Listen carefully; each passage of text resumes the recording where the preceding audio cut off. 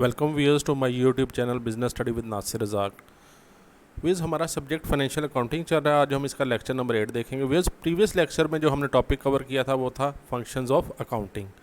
Viewers इस lecture में जो हम टॉपिक कवर करेंगे वो हैं अकाउंटिंग एजम्पशंस और जनरली एक्सेप्टेड अकाउंटिंग प्रिंसिपल। इन्हें आप प्रिंसिपल्स ऑफ अकाउंटिंग भी कह सकते हैं।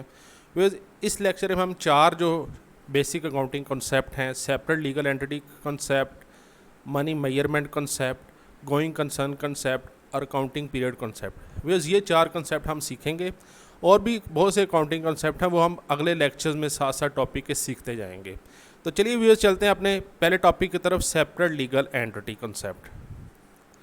व्यूअर्स सबसे पहले हम देखते हैं अकाउंटिंग अजम्पशंस हैं क्या। ठीक है, accounting assumptions are set of rules of actions और conduct which are derived from experience and practice, and when they prove useful they become accepted principles of accounting।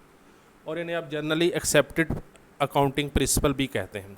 Viewers ये क्या है, बहुत से एक्शंस हैं, रूल्स हैं जिनको बार बार साल प्रैक्टिस किया गया है। जब वो फ्रूटफुल साबित हो गए हैं, यूज़फुल साबित हो गए हैं, तो हम उन्हें अकाउंटिंग प्रिंसिपल उसके बाद उनको माना गया है। ठीक है, व्यूअर्स बहुत से सब्जेक्ट में हम बहुत सारी एजम्पशंस लेते हैं, जिस तरह साइंस के सब्जेक्ट में है, मैथ्स के सब्जेक्ट में है। जैसे हम एज के क्वेश्चन कैलकुलेट करते हैं उसमें हम एजम्पशन ले लेते हैं कि let's X be the age of mister A. ठीक है, तो वो हमारे लिए हेल्पफुल साबित होते हैं। ठीक है, इसी तरह ये रूल्स, ये एजम्पशन व्यूअर्स अकाउंटिंग में हमारे बहुत आगे चल के काम आएंगी।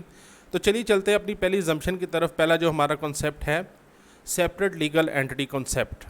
ठीक है व्यूअर्स, चलिए ये देखते हैं क्या है। In accounting we make distinction between business and owner. ठीक है, all the transactions are recorded from the view point of business rather than from the point of view of owner. इसका मतलब क्या है, अकाउंटिंग में हम जो भी ट्रांजैक्शन, फाइनेंशियल ट्रांजैक्शन होंगी वो हम बिजनेस पॉइंट ऑफ व्यू से रिकॉर्ड करेंगे।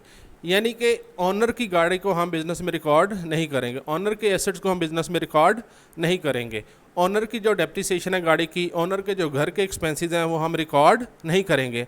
हम सिर्फ बिज़नेस के एक्सपेंस को रिकॉर्ड करेंगे कि बिज़नेस पॉइंट ऑफ व्यू से हम अकाउंटिंग रिकॉर्डिंग करेंगे कि क्या बिज़नेस में आ रहा है, क्या बिज़नेस से जा रहा है। यानी कि ऑनर को और बिज़नेस को हम सेपरेट रखेंगे।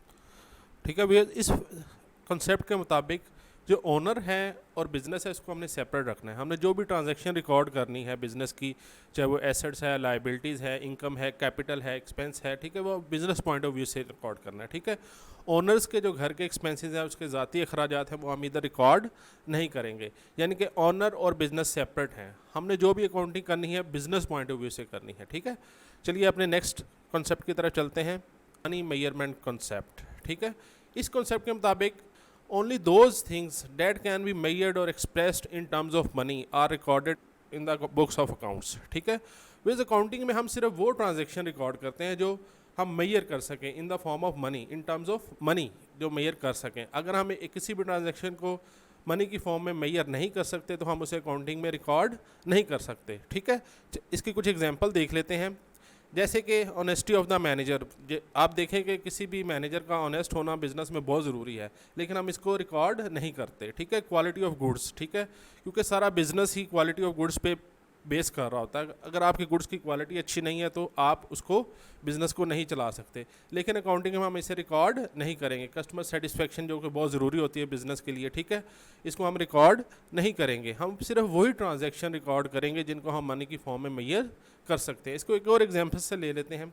जैसे फर्स्ट कर ले, हमने एक टेबल परचेज़ किया है, ठीक है, एक कंप्यूटर परचेज़ किया है बिज़नेस के लिए, ठीक है, तो हम उसमें उसके स्पेक्स, उसकी क्वालिटी, ठीक है, वो रिकॉर्ड नहीं करेंगे। हम उसकी वैल्यू, उसकी प्राइस रिकॉर्ड करेंगे। इसी तरह अगर कोई स्ट्राइक हो जाती है या कोई मैनेजर रिज़ाइन दे देता है, ये दोनों इवेंट हम बिज़नेस में रिकॉर्ड नहीं करेंगे क्योंकि हम इनको मनी मेजरमेंट नहीं कर सकते। जो नेक्स्ट हमारा टॉपिक है वो है गोइंग कंसर्न कॉन्सेप्ट। ठीक है, व्यूअर्स कंसर्न से यहाँ मुराद है बिजनेस एंटिटी, कोई भी ऑर्गेनाइजेशन। ठीक है, viewers according to this concept business will remain in operation for the foreseeable future, for indefinite future। ठीक है, of course many business do fail, but in general it is reasonable to assume that the business will continue operation। ठीक है भैया, इस concept में हम ये assume करते हैं कि हमारा बिजनेस लंबे अरसे तक indefinite पीरियड के लिए चलेगा।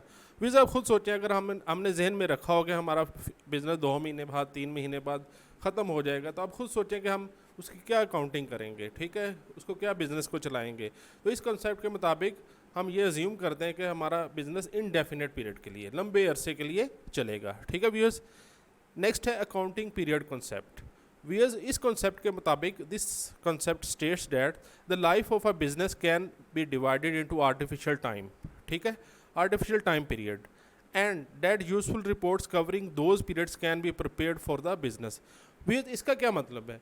व्यूअर्स, आप खुद सोचेंगे, अगर हम ऊपर वाले कॉन्सेप्ट में, गोइंग कंसर्न कॉन्सेप्ट में हमें देखा है कि हम ये अज्यूम करते हैं कि बिज़नेस हमारा लंबे अरसे तक इनडेफिनेट पीरियड के लिए चलेगा, तो क्या हम उसकी अकाउंटिंग भी लंबे अरसे के लिए करते रहेंगे, उसको डिवाइड नहीं करेंगे? अकाउंटिंग पीरियड कॉन्सेप्ट ये कहता है कि आप अपने बिजनेस को आर्टिफिशियल टाइम पीरियड में डिवाइड कर लें। उसका हमें क्या बेनिफिट होगा? हम उससे यूजफुल रिपोर्ट्स हासिल कर सकेंगे। फिर आप खुद सोचें, जब भी आप कोई कारोबार करते हैं, ठीक है, तो आप देखना चाहते हैं 3 महीने बाद, 6 महीने बाद, साल के बाद, ठीक है। नॉर्मली हम अपने बिजनेस को 1 साल में डिवाइड करते हैं, ठीक है, 1 साल के अलग अकाउंट्स बनते हैं, ठीक है, उसकी परफॉर्मेंस को जांचने के बाद हम अगले साल के अलग अकाउंट्स बनाते हैं, ठीक है। फिर इसका फ़ायदा क्या होता है? आप खुद देखें कि 1 साल के बाद हमें पता चल जाता है कि हमारा बिज़नेस कहाँ खड़ा है, ठीक है, इसके फाइनेंशियल हेल्थ क्या है, फाइनेंशियल पोजीशन क्या है, फाइनेंशियल परफॉर्मेंस क्या है, प्रॉफिट एंड लॉस क्या है। आप खुद सोचिए कि अगर हम इसी तरह चलते जाए तो हमें क्या मालूम होगा, हम प्रॉफिट में हैं, लॉस में हैं, हमें क्या करेक्टिव मेजर्स लेने चाहिए, ठीक है, हमें क्या करना चाहिए, हमारे एसेट कितने हैं, हमारी लाइबिलिटीज़ कितनी हैं, ठीक है। तो अकाउंटिंग पीरियड कंसेप्ट के मुताबिक जब हम अपने बिजनेस को आर्टिफिशियल टाइम पीरियड में डिवाइड कर देते हैं, नॉर्मली आप याद रखिएगा कि 1 साल के पीरियड में के बाद हम फाइनेंशियल रिपोर्ट्स जनरेट कराते हैं, profit and loss account, balance sheet बनती हैं, ठीक है। उसका हमें फ़ायदा क्या होता है कि हमें साथ साथ बिज़नेस की परफॉर्मेंस पता चलती रहती है, ठीक है, हर साल की अलहदा बुक्स मेंटेन की जाती हैं, ठीक है। तो इसका फ़ायदा ये होता है कि हमें साथ साथ उसकी परफॉर्मेंस पता चलती रहती है बिज़नेस की, तो हम उसके मुताबिक करेक्टिव मेजर्स ले सकते हैं, हमें क्या करना चाहिए, क्या नहीं करना चाहिए, ठीक है व्यूअर्स। ये था आज का लेक्चर। नेक्स्ट लेक्चर में व्यूअर्स हम जो टॉपिक कवर करेंगे वो है एलिमेंट्स ऑफ फाइनेंशियल स्टेटमेंट्स। इसमें हम assets, capital, drawings, expenses, liability, revenue और इनकम, ये वाले टॉपिक कवर करेंगे, ठीक है viewers. Thank you very much. ये था आज का लेक्चर। देखते रहिएगा हमारा चैनल और सीखते रहिएगा, और लाजमी सब्सक्राइब लाजमी कीजिएगा हमारे चैनल को। शुक्रिया। अल्लाह हाफिज़।